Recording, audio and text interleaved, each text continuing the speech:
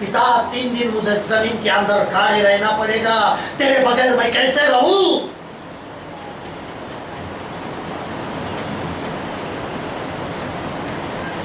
मैं आज तक तुझे छोड़कर नहीं रहा हूं, आज मुझे छोड़ना पड़ेगा तुझे। आज हम कुछ पल के लिए अलग हो रहे हैं, मैं क्या करूं? अरे हो सके तो ये प्यारा मुझसे टल जाए, लेकिन फिर भी मेरी नहीं तेरी इच्छा।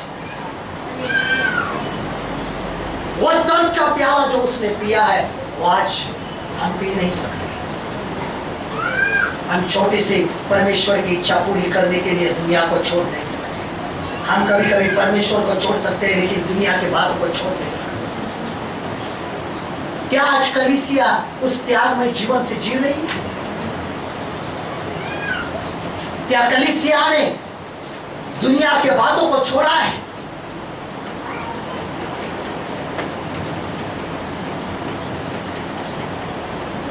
जो परमेश्वर ने दर्द हमारे लिए सहा है, क्या दर्द वो हम सहते हैं?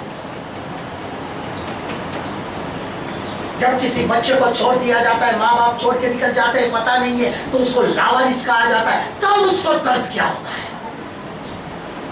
एक तरह से लावारिस बन के उस सलीब के ऊपर लटका हुआ था और इसके लिए कहता है, पिता तूने मुझे क्यों त्याग दिया?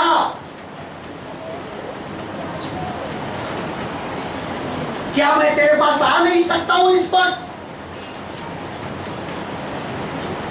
वचन संहिता 42:1 में कहता है, जैसे हरनी नदी के जल के लिए हाँफती है, वैसे हे परमेश्वर मैं तेरे लिए हाँफता हूं। देख मेरा दर्द, आज मैं हाँफ रहा हूं तेरे लिए।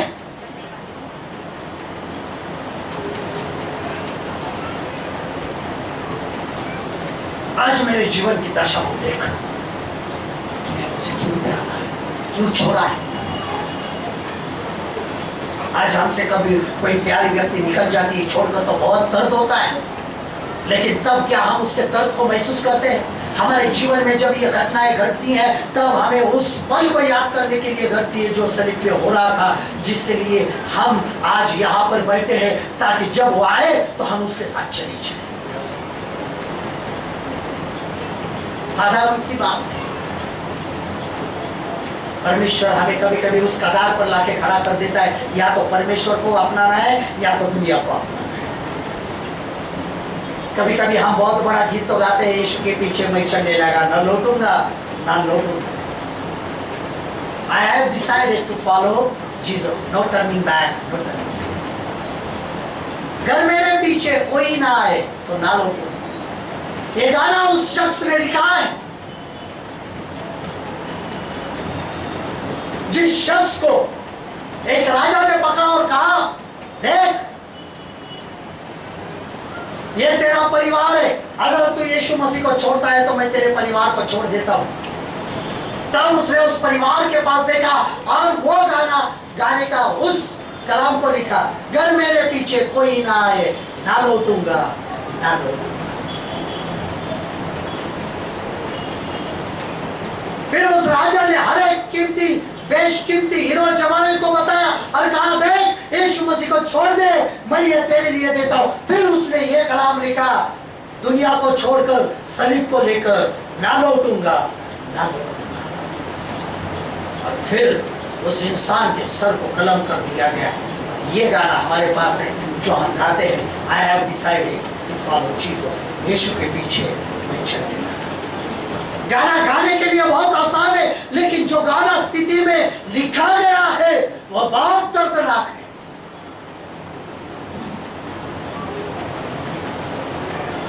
बाइबल के अंदर इस कलाम को पढ़ना आसान है, हे मेरे परमेश्वर तूने मुझे क्यों त्याग दिया। पढ़ना आसान है, लेकिन उसको महसूस करना बहुत मुश्किल है कि उस किस घड़ी में बोला गया है और किस वक्त कहा गया है। और उसको महसूस करने के लिए हमारे जीवन में कभी कभी ये त्याग का महत्व निभाने के लिए हमारे जीवन में कुछ बातें आती है कि परमेश्वर को चुनना है या दुनिया को चुनना है। हम किसको चुनते हैं? क्या परमेश्वर के लिए हमने सिगरेट छोड़ दी, शराब छोड़ दी, दुनिया को, लालच को छोड़ा, घमंड को छोड़ा है? परमेश्वर ने अपने पिता ने अपने बेटे को छोड़ दिया सिर्फ हमारे लिए। क्या हम उसके लिए ये बातों को छोड़ नहीं सकते?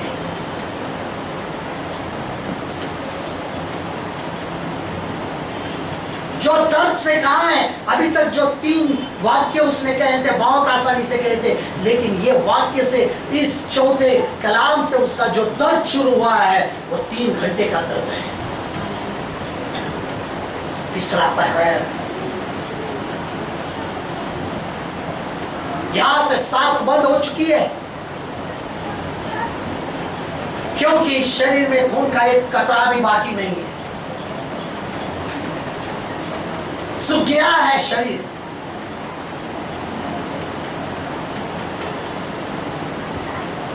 दाऊद कहता है, हे परमेश्वर, तेरा हाथ मुझ पर था, सूखे हुए हड्डियों की तरह मेरा जीवन हो चुका है, सूख गया है मेरा जीवन,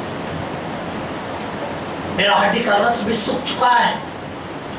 परमेश्वर तूने मुझे क्यों त्यागा? आज हमारे जीवन में बहुत त्यागने के लिए सब कुछ है परमेश्वर के लिए, लेकिन हम त्यागते नहीं।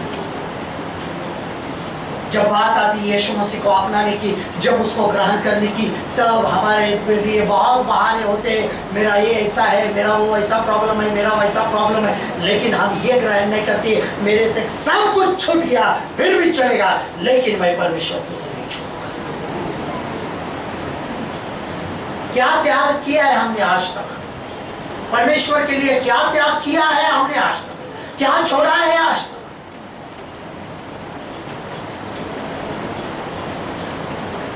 परमेश्वर कहता है, यीशु मसीह ने कहा है, जिस किसी ने भी मेरे नाम के लिए अपने भाई बहन माता पिता पति पत्नी को छोड़ा है वो धन्य है। हम आज तक इस दुनिया को गले लगाकर बैठे, लेकिन दुनिया को त्यागने की हिम्मत आज हम में नहीं।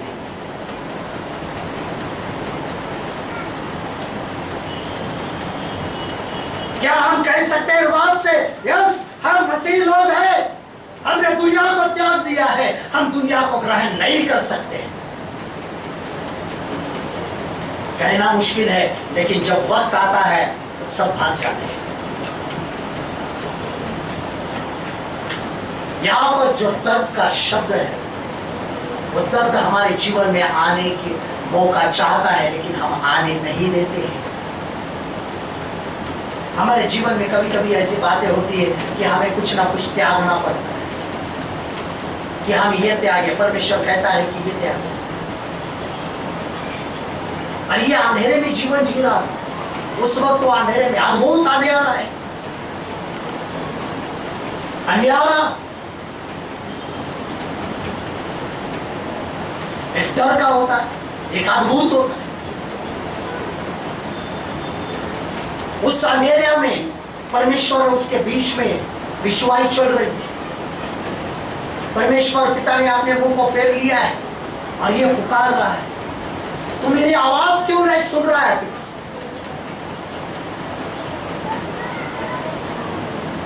सुन मेरे आवाज को। और उसी वक्त हर एक इंसान को वो अपने अंदर लेकर पिता में एक रूप कर रहा था। वो अंधेरे में काम चल रहा था, वो अद्भुत था। किसी को दिखाई नहीं दे रहा था अंधेरे में क्या चल रहा है।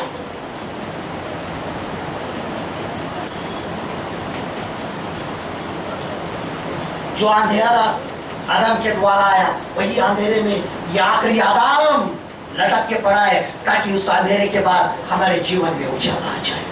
इस अंधेरे के बाद हमारे जीवन में उजाला आए, क्योंकि पहले यूहन्ना पहला अध्याय 6 और 7, 1 John chapter 1 verse 6 and 7।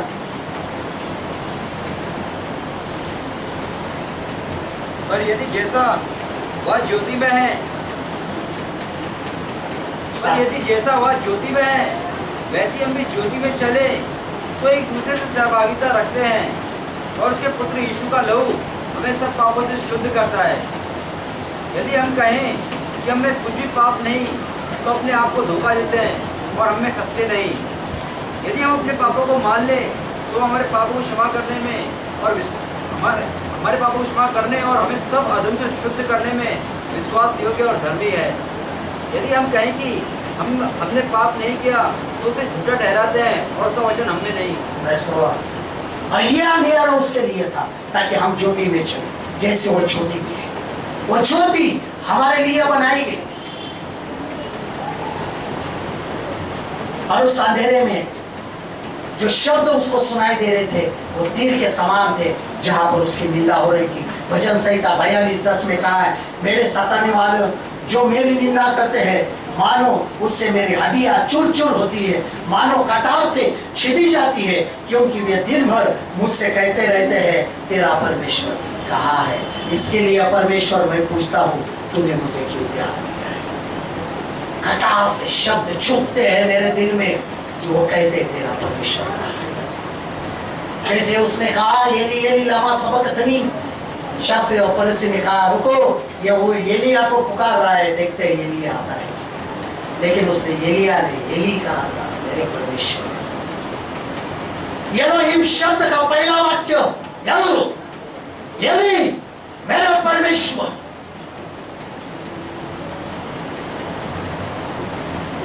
इसके अंदर ही रहस्य था एलोहिम के अंदर। एलोहिम अनेक वचनी शब्द है, पिता पुत्र और पवित्र आत्मा से बनकर बनता है, लेकिन यल का बाजू निकाले गए तो सिर्फ पिता बनता है। और हिम जो था वो सलीब के ऊपर था, पवित्र आत्मा उसको छोड़ के चला गया था और वो यल यानी एली को पुकार रहा है परमेश्वर तूने मुझे क्यों त्याग दिया। क्योंकि एलोहिम एक साथ रहते हैं और एक साथ काम करते हैं। अलग हो चुका था यहाँ,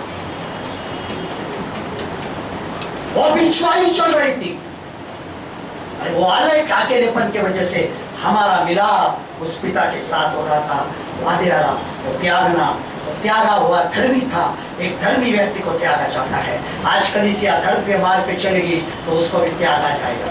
दुनिया उसको त्याग देगी कि यह सच्चाई पे चलता है, यह मसीह के मार्ग पे चलता है, दुनिया आपको त्याग देगी। और जब तक कलीसिया दुनिया को नहीं त्यागती है, यीशु मसीह उसके अंदर आकर नहीं बसता है।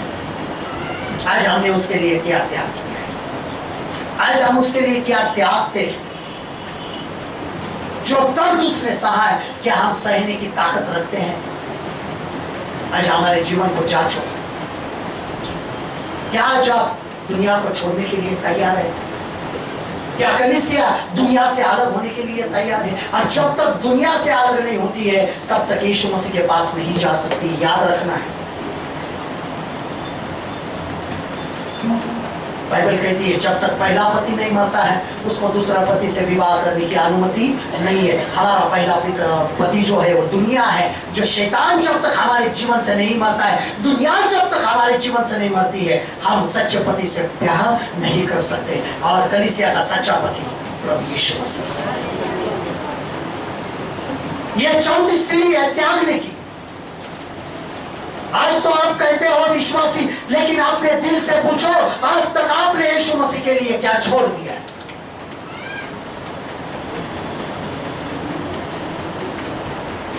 धन्यवाद दो कुछ बातों के लिए। बहुत सारी मुसीबतें दुनिया में चल रही, विशेष रूप से भारत देश में चल रही है। बहुत सारे मसीह लोगों को टेंशन आ चुका है, मटन बंद हो चुका है। धन्यवाद दो परमेश्वर को, जो आज तक नहीं त्याग रहे थे, परमेश्वर ने त्यागने के लिए ही आइडिया बनाई है। हालेलुया। दिन रात मसीह लोगों के सामने एक ही था मटन। सुबह दोपहर शाम, सुबह दोपहर शाम। कौन सा भी त्योहार हो मटन खाने का है, कौन सा भी ये हो मटन खाने का है, कुछ भी हो मटन खाने का है। परमेश्वर बोलता है मेरे लिए ये साधारण बात नहीं छोड़ रहे, रुक देता हूँ, उसके ऊपर बंदी लाता हूँ। परमेश्वर को धन्यवाद दो।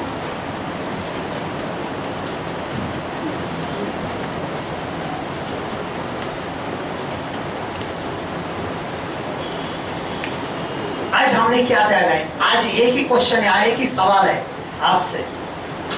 पिता ने उसको त्यागा है हमारे लिए, हमने उसके लिए क्या त्यागा है? सिर्फ एक सवाल। हम कहते हैं मसीह हैं, लेकिन आज तक आपने उसके लिए क्या छोड़ा है? उसके लिए इंसान के लिए छोड़ सकते हैं, कभी कभी पत्नी कहती मेरे पति को ये अच्छा नहीं लगता है, मैं छोड़ देती हूँ आज से। पति कहता है मेरे पत्नी को मैं चाय पीना अच्छा नहीं लगता है तो मैं चाय पीना बंद कर देता हूँ। किसके लिए? यीशु मसीह के लिए क्या त्यागना है, क्या छोड़ा है? ये सवाल है आज आपसे। और जब तक ये सीढ़ी आप पार नहीं करते हैं ऊपर नहीं जा सकते। ये सीढ़ी बहुत महत्वपूर्ण है। 3 सीढ़ियां दूसरों के लिए होती है, लेकिन चौथी सीढ़ी जो होती है वो अपने खुद के लिए होती है, जहां पर बने रहना बहुत जरूरी होता है। कभी कभी हम यहीं से नीचे गिर जाते हैं, ऊपर तक नहीं जाते, क्योंकि जब तक हम जीवन में कुछ छोड़ नहीं सकते हैं ऊपर जा नहीं सकते। और यहीं से हम कभी कभी नीचे आकर गिरते हैं, फिर से हमें नए सिरे से शुरुआत करनी पड़ती है। पिता मुझे माफ कर दे। हमें क्यों नौबत आती है फिर से क्षमा मांगने की? क्योंकि हमने त्याग के सीढ़ी से ही नीचे आने की कोशिश की। आज ये सीढ़ी हमारे जीवन के लिए बहुत महत्वपूर्ण है और उसको अपनाना हर एक मसीह का फर्ज है। अगर ऊपर जाना है तो चौथी सीढ़ी की वो पार करना बहुत जरूरी है, कलीसिया के लिए बहुत महत्वपूर्ण है। हमने आज उसके लिए क्या छोड़ा है? उसने कहा है पिता तूने मुझे क्यों त्याग दिया, क्यों छोड़ दिया, लेकिन आज मैं तुमसे कहता हूं आपने उसके लिए क्या छोड़ा है। उसका कहना ठीक है, उसने अपना काम किया, क्यों छोड़ दिया उसका भी जवाब दे दिया, लेकिन हमारे पास भी कुछ जवाब होना चाहिए कि मैंने उसके लिए क्या छोड़ा है। आइए दुआ करें। प्यारे प्रभु जी धन्यवाद देते हैं, फिर एक बार आपके सामने आ जाते हैं। बड़े हर एक बड़े कामों को छोड़ते हैं, हर एक गंदी बातों को छोड़ते हैं और खुदा में यीशु के नाम में आपसे जुड़ जाते हैं। पवित्र आत्मा हमें सहायता करना ताकि हम वो सलीब को ऊपर उठा के चले और ये चौथी सीढ़ी के ऊपर चले जाए यीशु के नाम में। आमीन।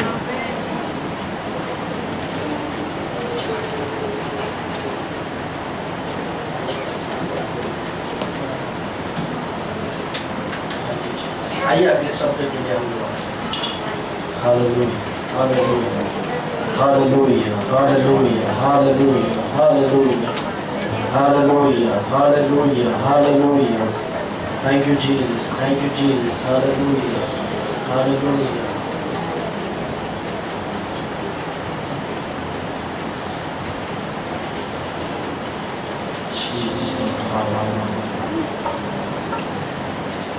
पर्दा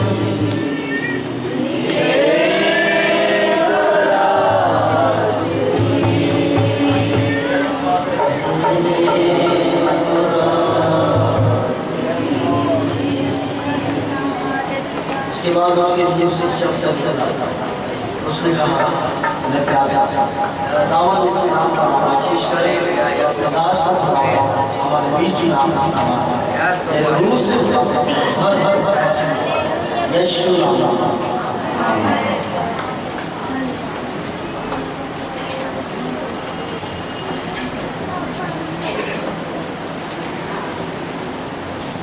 पांचवा वाक्य क्लेश का तकलीफ का वचन है और इंसान की जिंदगी में पानी की बहुत जरूरी होती है। प्यास इंसान को लगती है और ये चौथे वचन से लेकर 5वें वचन तक 3 घंटे बीत चुके हैं। अंधेरे में रहकर अकेलेपन से धूप में रहकर जो शरीर में तकलीफ हो चुकी है उससे उसको प्यास लगी।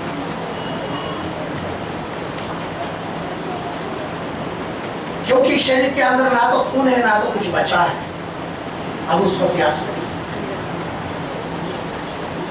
और वो प्यास के लिए पुकारता है। यूहन्ना 19:28 में कहता है, इसके बाद यीशु ने यह जानकर कि अब सब कुछ हो चुका, इसके लिए कि पवित्र शास्त्र की बात पूरी हो, कहा मैं प्यासा। पवित्र शास्त्र की बात पूरी हो। हमारे जीवन में जब भी परमेश्वर का काम होता है तो हर एक बात पवित्र शास्त्र से शुरू होती है और उसको पूरा करने का काम हम पर दिया गया। क्योंकि जब भी कहा है, हम किसी को भी कहते हैं तो क्या कहते हैं? बाइबल को पढ़ो, वचन को पढ़ो। क्यों कहते हैं? जाओ सारे राष्ट्र को सुसमाचार सुनाओ, उन्हें मेरे चेले बनाओ और उन्हें पिता पुत्र और पवित्र आत्मा के नाम से बपतिस्मा दो। उन्हें सिखाओ पवित्र शास्त्र की हर बात पूरी और रीति से उसकी आज्ञा का पालन पूरा हो। इसके लिए उसने कहा मुझे प्यास लगी। किस चीज की प्यास लगी?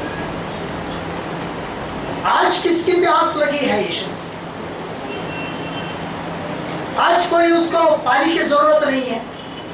यहां पर पानी बनाने वाला खुद प्यासा है, लेकिन आज वही प्यास नहीं है। आज उसको आत्मा की प्यास है। कौन बुझाएगा उसकी प्यास? वहां पर जब उसने पानी मांगा तो उसको सिरका पिलाया गया। सिरका यानी विनीगर जख्मों के ऊपर डाल दो, पता चलेगा क्या होता है। अगर घर में सिरका है तो घर में अगर जख्म हुए है सिरका डाल दो, पता चलेगा क्या होता है। और ऐसे उसके मुंह में सिरका डाल दिया। पीने वाला तो था नहीं, क्योंकि याजक को सिरका पीने की अनुमति नहीं थी। उसकी निंदा की गई।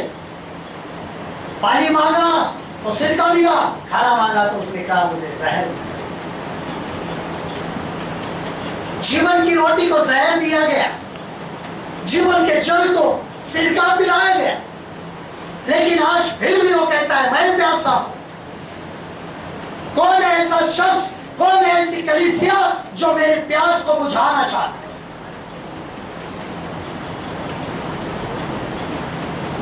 जो खुद कहता है जो कोई भी मेरे प्यासा हो मेरे पास आए और सेंतमेंट पिए। हमें उद्धार का जल तो पिलाता है, पवित्र आत्मा का जल पिलाता है, लेकिन फिर भी वो कहता है मैं प्यासा हूं। आज उसकी प्यास कौन बुझाए? और जब तक कोई इंसान हमारे जीवन से कोई त्याग नहीं करता है, हम उसकी प्यास नहीं बुझाते। उसकी प्यास बुझाने के लिए हमें कुछ ना कुछ त्यागना जरूरी है। क्या हम उसकी प्यास बुझाते हैं? हर एक इंसान अलग अलग चीजों से भूखा और प्यासा है। उसने कहा जो कोई भी धर्म के भूखे और प्यासे वो मेरे पास है, वो तृप्त हो जाए। वही आज कहता है कि मैं प्यासा हूं। कठिन समझ, लोगों को ये नहीं समझ में आया कि वो क्यों प्यासा है। पूरा मनुष्य भी था, पूरा परमेश्वर भी था। वो परमेश्वर मनुष्य था। शरीर की अवस्था में उसको प्यास लगी। जब बपतिस्मे के बाद उसको परीक्षा होने के लिए पवित्र आत्मा जंगल में लेके चला गया, वो 40 दिन 40 रात भूखा था। तब उसको प्यास नहीं लगी, उसको भूख लगी थी। तब उसको प्यास नहीं लगी थी, तब उसको भूख लगी थी। लेकिन अब प्यास लगी है। दर्द से करा करा के उसके मुंह से शब्द निकले, मुझे प्यास लगी। अंधेरे में होंठ सूखे हुए हैं, अकेलापन बर्दाश्त नहीं होता है। अब कौन सा शब्द मेरे मुंह से निकले? मुझे प्यास लगी।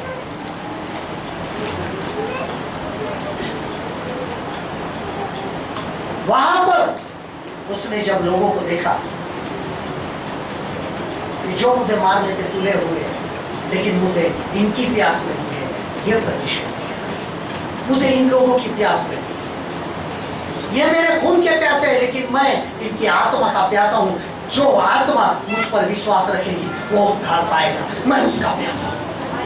ये मेरे खून के प्यासे हैं, लेकिन मैं इनकी आत्मा का प्यासा हूं। इनको उद्धार देने के लिए प्यासा हूं, इनको जीवन का जल देने के लिए प्यासा हूं, इनको स्वर्ग में रखने के लिए प्यासा हूं।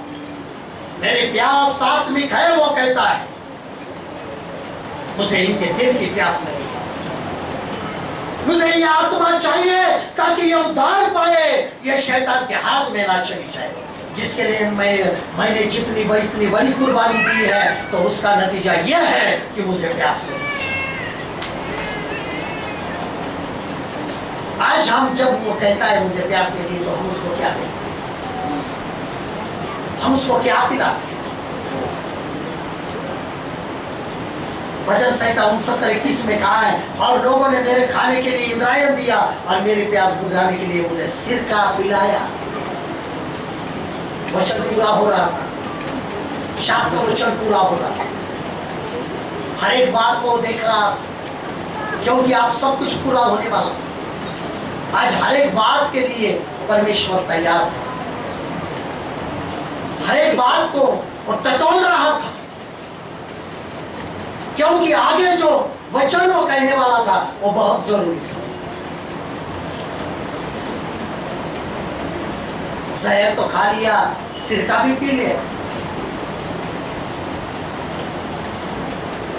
आज भी हम हमारे बगावत के द्वारा, हमारे व्यवहार के द्वारा उसको सिरका पिलाते हैं।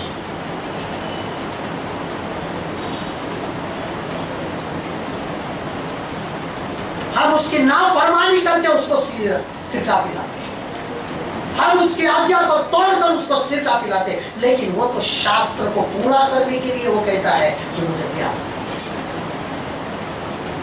आज जो आज्ञा हमें दी है, क्या हम उसको पूरा करते हैं? उसने कहा मुझे प्यास लगी है, उसको प्यास लगी, क्या हम उसकी प्यास को पूरा करते? हम तो प्यासे थे, लेकिन यीशु मसीह के पाने के बाद हमारी प्यास निकल जा चुकी है, क्योंकि उसने कहा जो कोई भी मैं देने में जो पानी दूंगा, जो कोई भी ये पानी पीगा, उसे फिर से कभी प्यास नहीं लगी। हम प्यासे नहीं है, लेकिन प्यासा वो है मेरे प्यारे, वो प्यासा है। सामने स्त्री की प्यास बुझाई, प्रभु जी वो पानी मुझे जल्दी दे दो, सामने स्त्री ने कहा, ताकि मुझे फिर से इस कुएं पर ना आना पड़े। उसने भी पी लिया उद्धार का प्यास, उसको प्यास नहीं लगी, लेकिन उसने 5000 लोगों की प्यास बुझाई। कितने? वो भी पुरुष, एक स्त्री, कलीसिया एक स्त्री, किसकी प्यास बुझा? वो सामने स्त्री कितनी खूबसूरत होगी, इसका ख्याल कीजिए, ताकि उसके एक कहने पर कितने पुरुष आ गए? 5000। पूरा गांव उसके कहने के बाद में आ गए, लेकिन सबसे पहले कौन आ गए? पुरुष आ गए। वो स्त्री कितनी खूबसूरत है, कलीसिया कितनी खूबसूरत चाहिए आत्मिक रीति से, ताकि जब भी वो सुसमाचार के लिए बुलाए तो लोग दौड़ के आ जाए और उनकी प्यास बुझाए। कितनी प्यास बुझा रहे हैं यीशु मसीह। और जब यह प्यास की बात से वो चल गया, तो उस अब देख रहा है जो उसको पूरा जीवन में काम करना था उसने पूरा किया है। छठवां उसका वचन जब यहाँ पर आ जाता है सलीब पर, पूरा हो। आज हम उस विजय के वचन को हम देखेंगे, the victorious word in the world. दुनिया में सबसे विजयशाली वचन कौन सा होगा? वो है पूरा। यूहन्ना 19:30 में लिखा है, यीशु ने सिरका लेने के बाद कहा पूरा हुआ, इट्स फिनिश्ड। क्या पूरा हुआ? हर एक बात को टटोला। क्या मैं चर्बी में जन्म लूंगा? पूरा हुआ, पूरा हुआ। क्या मैं यरूशलेम में जन्म लूंगा? पूरा हुआ। क्या हेरोदस मुझे मारेगा? पूरा हुआ, पूरा हुआ। कोशिश की गई,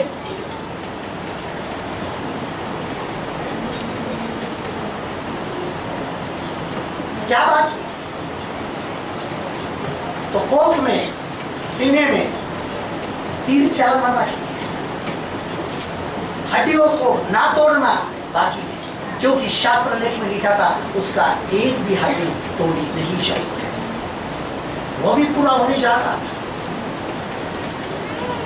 उत्पत्ति से लेके तो उसके शरीर पे जाने तक जो भी बातें लिखी थी वो टटोल रहा था, क्या मैंने उसको पूरा किया? परमेश्वर के वचन को पूरा किया? परमेश्वर ने मुझे ये कहा था, पूरा किया? पौलुस कहता है मैंने अपनी दौड़ पूरी की। पौलुस कहता है मैंने अपनी दौड़ पूरी की। आज हम दौड़ रहे हैं आज तक, लेकिन दौड़ को पूरी करने नहीं पा रहे। क्यों? आज वो देख रहा है क्या मैंने इस वचन को पूरा किया है ताकि मैं विजयी हो जाऊं और शैतान को कह सकूं देख, परमेश्वर ने तुझे कहा था ये स्त्री की संतान और तेरी संतान में मैं भय रखूंगा, तू इसके एड़ी को डसेगा, वो तेरे सर को कुचलेगा। देख ये वचन मैंने पूरा किया।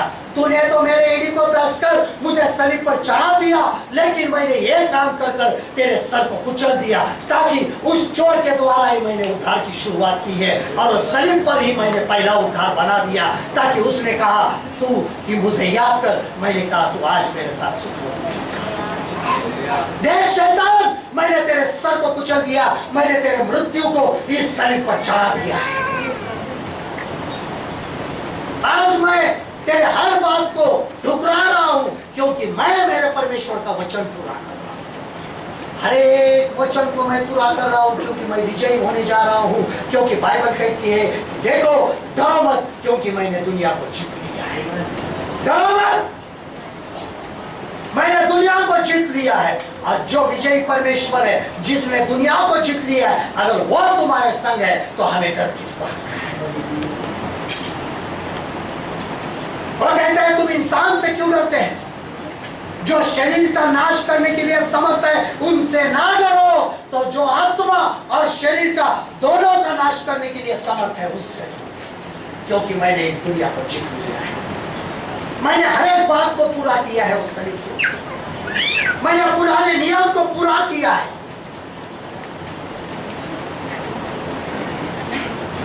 ऐसा यशायाह 55:1 में कहा है कि मेरे मुख से निकलने वाला वचन जब तक फलित नहीं होता है मेरे पास वापस नहीं आएगा। वचन पूरा होने जा रहा था।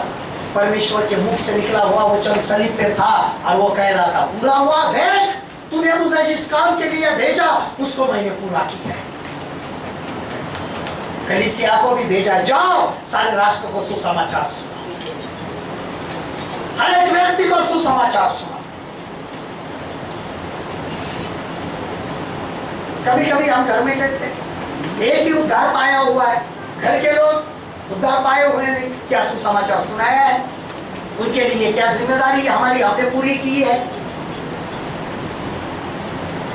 हमारे पास एक वचन है, सिर्फ वही वचन लेके चलते हैं। परमेश्वर ने कहा है अगर घर में एक व्यक्ति उद्धार पाई हुई है तो पूरे घर का, लेकिन खुद का तो भी उद्धार पूरा हुआ है क्या? तब पूरे घराने का होगा। अपना रहन सहन ही तू लोगों के सामने ऐसा है तो सामने वाला बोलता है मुझे क्या बताता है, खुद सुधर। और वचन क्या है? मैं विश्वास रखता हूं, तूने कहा है मेरा उद्धार होगा तो घराने का उद्धार होगा। पूरा हुआ है, उद्धार को पा लिया है, परमेश्वर को काम को पूरा किया है। क्या परमेश्वर के वचन को मानकर उसके अनुसार चलता है?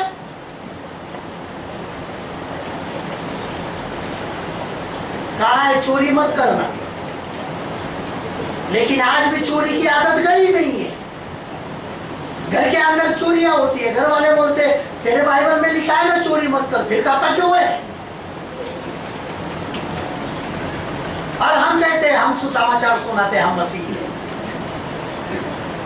झूठ तो बोलना नहीं है, झूठ मत बोलना। क्या लिखा है? झूठ मत बोलना, फिर भी झूठ बोलते हैं। घर वाले कहते हमें क्या सिखाता है, पहला तू झूठ बोलना छोड़ दे, पराई स्त्री पर नजर मत डालना। घर वाले बोलते बाजू वाली को देखना बंद कर दे, फिर हम सुधर जाएंगे।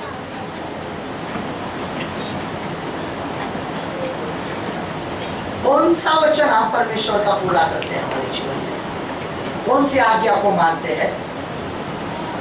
उसने देखा हर एक वचन को पूरा हो रहा है, हर एक वचन।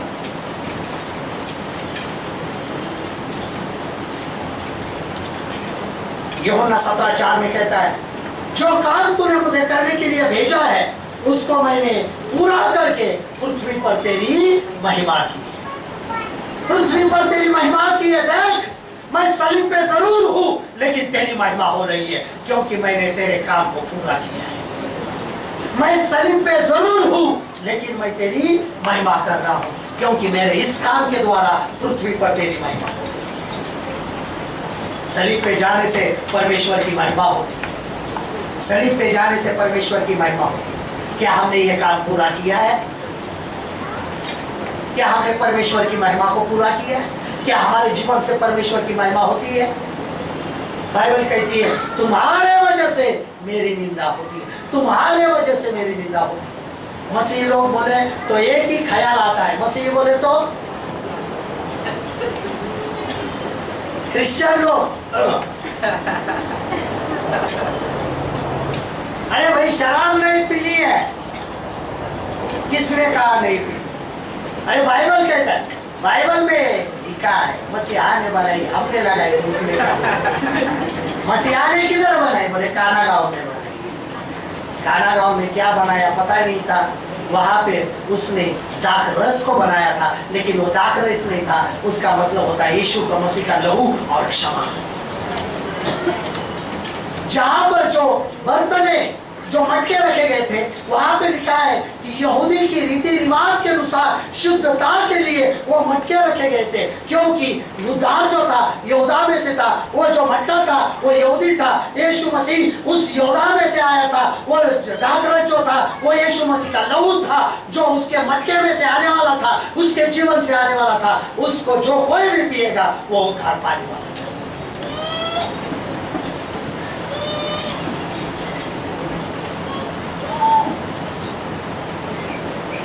कहां पे उसने बनाया? कुछ नहीं बनाया था।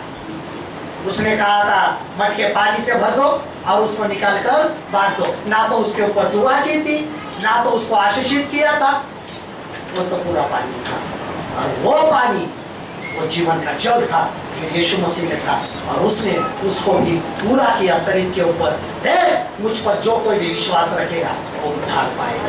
इसको भी उसने पूरा किया। और वो पूरा होने के बाद में जो वचन आता है, जो बहुत महत्वपूर्ण वचन था, जो है वो हर एक के जीवन में बना रहता है, वो था समाप्त, यानी सैटिस्फैक्टरी वर्ड्स, कि हमारे जीवन का उद्देश्य पूरा हो गया। और उसने पूरा होने के बाद कहा, पिता ऊंची आवाज में कहा, मैं मेरी आत्मा तेरे हाथ में सौंपता हूं। लूका रचित समाचार 23:46, इच्छा मरण, ये भी लूका डॉक्टर लिख रहा है। तब यीशु ने उच्च स्वर में कहा, हे पिता मैं मेरी आत्मा तेरे हाथ में सौंपता हूँ। ये बोलकर उसने अपने प्राण को त्याग दिया।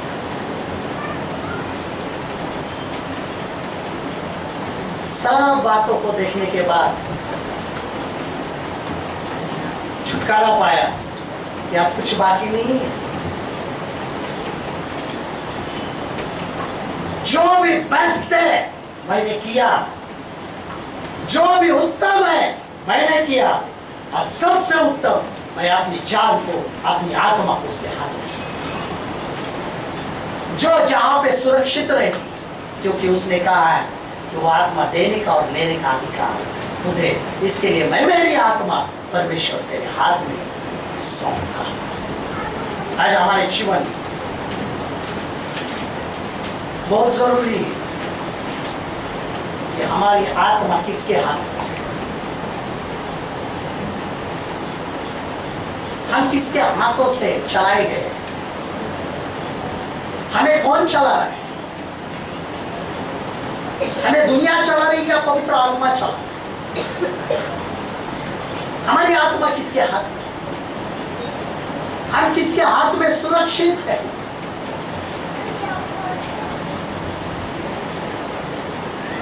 ये जो 7 अंक है, ये परिपूर्णता का अंक है।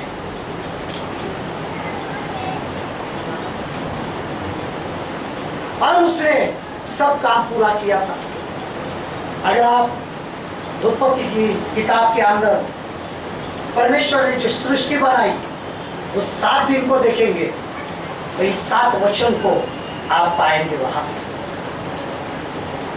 और 7वें दिन परमेश्वर ने विश्राम किया और यहाँ पे वो विश्राम करने के लिए अपनी आत्मा परमेश्वर के हाथ में सौंप है। हे पिता, मैं मेरी आत्मा के हाथ में सौंप। मत्ती 11:28 में कहा है, हे बोझ से दबे हुए लोगों, तुम सब मेरे पास आओ, मैं तुम्हें विश्राम दूं। क्योंकि विश्राम सिर्फ मेरे पास है, विश्राम सिर्फ मैं दे सकता हूं। विश्राम स्थल एक ही जगह है, वो है यीशु मसीह। जो हमारे जिंदगी के लिए बहुत मायने रखता है।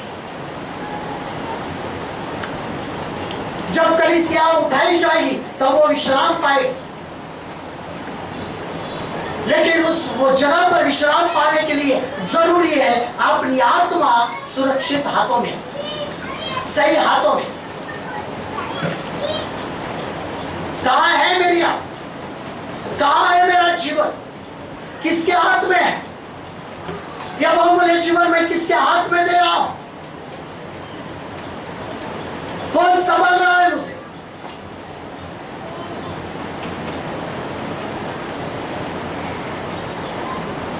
आज हमारे जिंदगी के लिए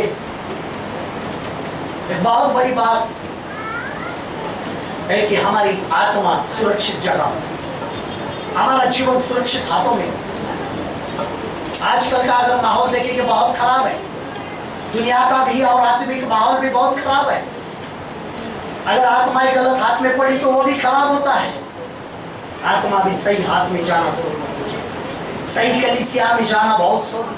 सही कलीसिया में बना रहना जरूरी है ताकि हम यीशु मसीह के हाथ में बने रहें। बहुत सारे लोग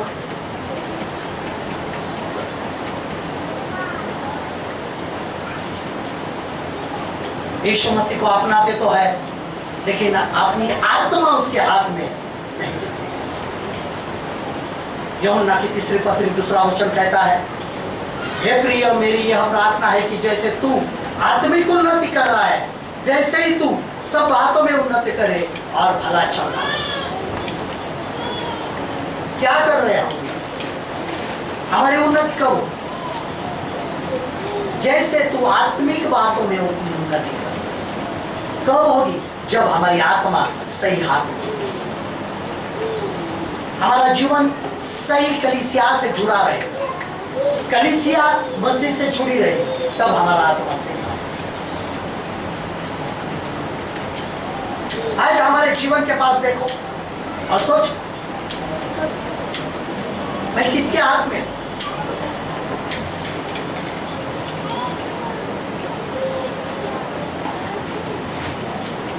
आज ध्यान दो अपने आप के पास, क्या मैं सही में परमेश्वर के हाथ में हूं?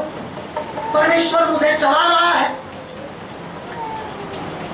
क्या मैं सुरक्षित हूं? क्या मेरा आत्मिक जीवन उन्नति कर रहा है? क्या मेरा आत्मा भला चल रहा है?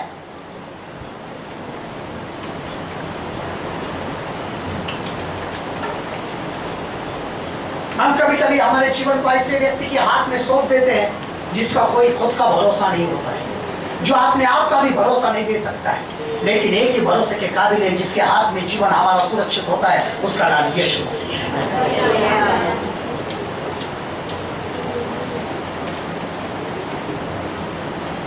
जिसने हमारे लिए अपना प्राण दे दिया, उसके हाथ में हमारा जीवन सुरक्षित होता है ताकि हम बच जाएं। आज किसके हाथ में हमारा जीवन? आज वो जो 7 वचन है ये हमारी 7 सीढ़ियां है, और आखिर का जो है कि मैं मेरी आत्मा तुम्हारे हाथ में सौंपता है, तब हम 7वीं सीढ़ी के ऊपर चढ़ सकते हैं। कलीसिया स्वर्ग में जा सकती है और वहां पर अपने आत्मा का बलिदान कर सकती है। देख परमेश्वर, मैं तेरे हाथ में मेरी आत्मा को सौंप दिया। कौन से सीढ़ी पर है? कौन से सीढ़ी पर है हम? क्या प्यास बुझा रहे हैं उसकी? क्या उसके कलाम को पूरा कर रहे हैं हमारे जीवन में? क्या हमारी आत्मा आज आकर इस सीढ़ी पर हम बैठे हैं कि मैं मेरी आत्मा तेरे हाथ में सौंपता हूं, हे परमेश्वर मुझे कबूल कर दे कि मैं तेरे पास आता हूं।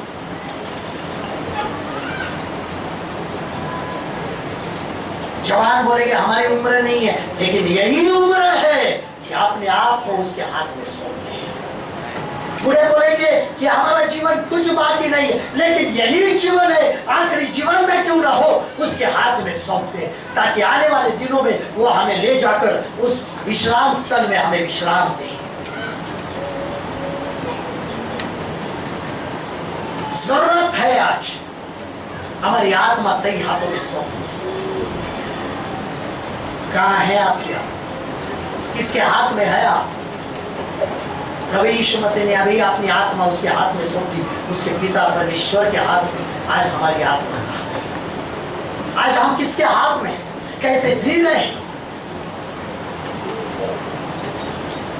उसने कहा ऐसे सुनने वाले ना बनो, तो उसके अनुसार करने वाले। हमने आज तक 7 वचन को सुना है, लेकिन उस वचन के बारे में क्या किया है? उसके अनुसार क्या किया है? क्या वो सलीब के ऊपर कहे गए जो 7 वचन है आप हमने भी कहे हैं कभी? यस, हमें भी करना चाहिए कि हे पिता इन्हें क्षमा कर दे। उद्धार पाने के लिए इनको हमारे पास लेकर आए, ताकि हमारे जीवन में आत्मा बनाने की गर्भधारणा हो और हम दुनिया को त्यागे और तेरी प्यास बुझाए और तेरे हर एक कलाम को पूरा कर कर आपके वचन को, हमारी आत्मा को इसके हाथ में कर रहे हैं। आज ये सलीब को पूरा हर साल आता है, हर साल निकल जाता है, फिर ईस्टर आता है, फिर हम अगले गुड फ्राइडे के दिन उसको क्रूस पर चढ़ाने के लिए हर दिन पाप करते हैं, हर दिन सलीब पे चढ़ाते हैं, हर दिन पुनरुत्थान हो जाता है, हर दिन यही करते हैं, लेकिन हमारे जीवन में सलीब कभी पूरी नहीं होती। हमें सलीब पूरी करनी है। कलीसिया को यह सलीब को पूरा करना है, कलीसिया को यह 7 वचन को पूरा करना है। और जब तक कलीसिया यह पूरा नहीं करती है, तब तक वो यह नहीं कह सकती है कि देख दूल्हे, यह दुल्हन तैयार है अपने आप को तेरे हाथ में सौंपने के लिए। क्या दुल्हन तैयार है आज? सोचो, क्या दुल्हन उस तैयारी में है कि दूल्हे के हाथ में अपने जीवन को सौंपे?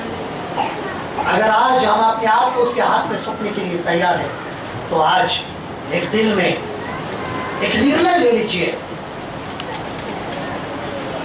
आने वाले साल में क्रूस के ऊपर यीशु मसीह का वचन में और कलीसिया अपना वचन कहेगी, इसको मैंने पूरा किया है, इस काम को मैंने पूरा किया है, इस तेरे दिए हुए काम को मैंने पूरा किया है, और पृथ्वी के ऊपर यीशु मसीह मैंने तेरी महिमा की है, क्योंकि मैं तेरे शरीर का हिस्सा हूँ, मैं तेरी दुल्हन हूँ और मैं तेरी महिमा करता हूँ, मैं तेरी महिमा करता हूँ। जैसे कि नीति वचन 31 अध्याय 10 से 31 में एक जो स्त्री है, बहुमूल्यवान स्त्री, वो सद्गुण स्त्री किसे मिलती है?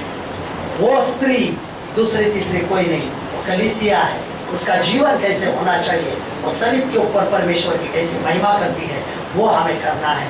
जैसे दुल्हे ने की है, वैसे दुल्हन भी उसकी महिमा करना बहुत जरूरी है। आइए हम सब लोग खड़े हो जाए और उसकी महिमा करें, उसको धन्यवाद दें। आज अपने आप को उसके हाथ में सौंपे, आज अपने दिल को खोले, आज अपने दिल को खोल कर कहे, यस्सु मैं तुझे आपने, आज अपने दिल को खोल कर तैयार कर। आज मैं दुआ करने से पहले आज अपने आप से एक निर्णय ले लीजिए कि परमेश्वर तेरे सलीब को मैं उठाने के लिए तैयार हूं, तेरे सलीब के वचनों को मैं मेरे जीवन में पूरा करने के लिए तैयार हूं। आज मेरे जीवन को बना दीजिए। आज मेरे पीछे ये दुआ कही है, प्रभु यीशु मैं कबूल करता हूँ मैं पापी हूँ मेरे पापों के लिए आपने अपना लहू सलीब पर चढ़ाया आप मारे गए गाड़े गए आप तीसरे दिन फिर जिंदा हुए ऐसा मैं कबूल करते और विश्वास रखता हूँ यीशु तू ही प्रभु है यीशु आज मैं आपको मेरा व्यक्तिगत उद्धारकर्ता ग्रहण करता हूँ प्रभु यीशु मेरे पापों की क्षमा कीजिए आपके लहू से होकर शुद्ध कीजिए मुझे उद्धार दीजिए प्रभु यीशु आपने मेरे पापों की क्षमा की मुझे उद्धार दिया नया जीवन दिया मेरा नाम मेमने की जीवन की किताब में लिखा इसके लिए मैं आपको धन्यवाद देता हूँ यीशु के नाम से आमीन। धन्यवाद देता हूँ आपकी महिमा आज आपके हाथों को उठाए आज आपने जीवन को आपने समर्पित किया है आज यहाँ पर उसकी महिमा करने के लिए हम इकट्ठा है आज आपने होठों को खोलकर उसको धन्यवाद देना शुरू कर दिया प्रभु जी धन्यवाद देते हैं आज हम सब आपके सामने हैं पवित्र आत्मा हम आपका स्वागत करते हैं आज यहाँ पर विराजमान हुई आज हर एक जिंदगी को आपके हाथ में ले लीजिए आज हर एक बंधन निकल जाए आज हर एक शैतान के बंधन नेस्तनाबूद हो जाए आज खुदा ये तीर तैयार हो जाए आज खुदा यहाँ पर आपकी जगह दिखाई दे आज हर एक बंधन निकल जा रहे आज एक पाप के बंधन निकल जा रहे हर एक पापों की क्षमा होती रही आज नया जीवन उतर कर आ रहा है आज सलीब की महिमा यहाँ पर दिख रही है आज सलीब की सामर्थ्य आ रही है आज स्वर्ग की सामर्थ्य आ रही है हर एक बंधन टूट रहा है हर एक शैतान के बंधन निकल जा रहे हैं हर एक बंधन को छोड़कर शैतान निकल जा रहा है आज शैतान भाग रहा है यीशु मसीह आ रहा है यीशु मसीह आ रहा है पवित्र आत्मा का अभिषेक आ रहा है पवित्र आत्मा का अभिषेक आ रहा है ओ हालेलुया हालेलुया हालेलुया हालेलुया O blessed be the name of the Lord O धन्यवाद देते हो छू ले खुदा का छू ले छू ले छू ले छू ले हर एक बंधन निकल जाए ओ रामा शांतारी बाबा हालेलुया ओ हालेलुया प्रभु यीशु मसीह धन्यवाद देते हैं हर एक बंधन निकल रहे हैं हर एक को छुड़ाई दे रहे हैं प्रभु यीशु मसीह आपके शुक्रगुजार हर एक को आपने छुड़ाई दी नया जीवन दिया एक नया जीवन में आपको परावर्तित किया इसकी जमात के शुक्रगुजार है हर एक बंधन यीशु के नाम से निकल जाए हर एक जादू टोना की शक्ति हर एक शैतान के बंधन हर एक शैतान की आत्माएं हर एक गरीबी की आत्माएं हर एक नंगेपन की आत्माएं हर एक व्यभिचार की आत्माएं हर एक तुमसे दूर जाने की आत्माएं यीशु के नाम से निकल जाए आज इसी वक्त छुटकर आ रहा है छुटकर आ रहा है सलीब ऊंचा उठाई जा रही है सलीब ऊंचा उठाई जा रही है आज अधिकार आ रहा है यीशु मसीह का हालेलुया हालेलुया हालेलुया धन्यवाद खुदा फिर एक बार आपका शुक्रगुजार होने दीजिए आपके नाम का चीज फिर एक बार इन सबको मैं आपके हाथ में सौंपता हूँ इनका जान जिसका रूह आपके हाथ में सुरक्षित बन गई है आशीष यीशु के नाम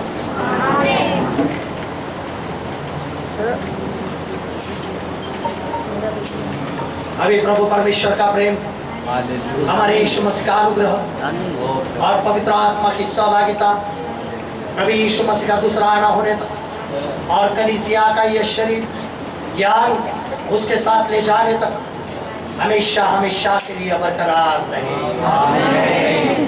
हालेलुया हालेलुया हालेलुया आशीष दे और शांति आपके साथ बनाए सभी लोग खड़े